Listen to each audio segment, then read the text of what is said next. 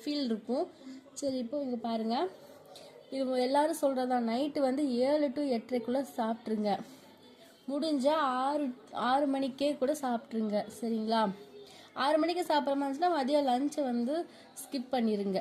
ஏன்னா நீங்கள் இங்கே 6 மணிக்கே மதிய சாப்பாடே சாப்பிட்றலாம். ஸோ வந்துட்டு முடிஞ்சால் 7 to 8:30க்குள்ளே சாப்பிட்ருங்க. இல்லைன்னா மதியம் லஞ்சை ஸ்கிப் பண்ணுற மாதிரி இருந்துச்சுன்னா நீங்கள் 6 மணிக்கு சாப்பிட்டுக்கோங்க.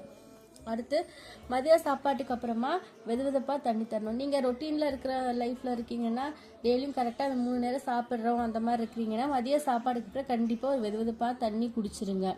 அதுக்கப்புறம் நைட் நேரமாக தூங்கணும், காலைல நேரமாக எந்திரிக்கணும்.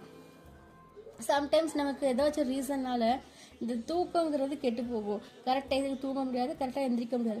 அந்த மாதிரி டைமில் மதியம் தூங்குறதுக்கு சான்ஸ் கிடைச்சா நம்ம தூங்குவோம் இல்லைங்களா? அப்போ வந்து சாப்பிட்டு தூங்கக்கூடாது. சாப்பிட்றதுக்கு முன்னாடியே நம்ம வந்து தூங்கிடணும். தூங்கி எந்திரிக்கிறப்ப அந்த மதியம் டைம்ங்கிறது ஒரு ஈவினிங் டைமாக மாறிடும்.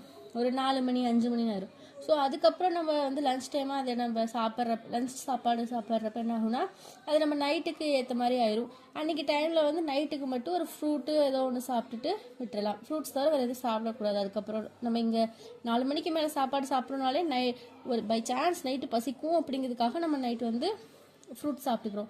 அடுத்தது ஆயில்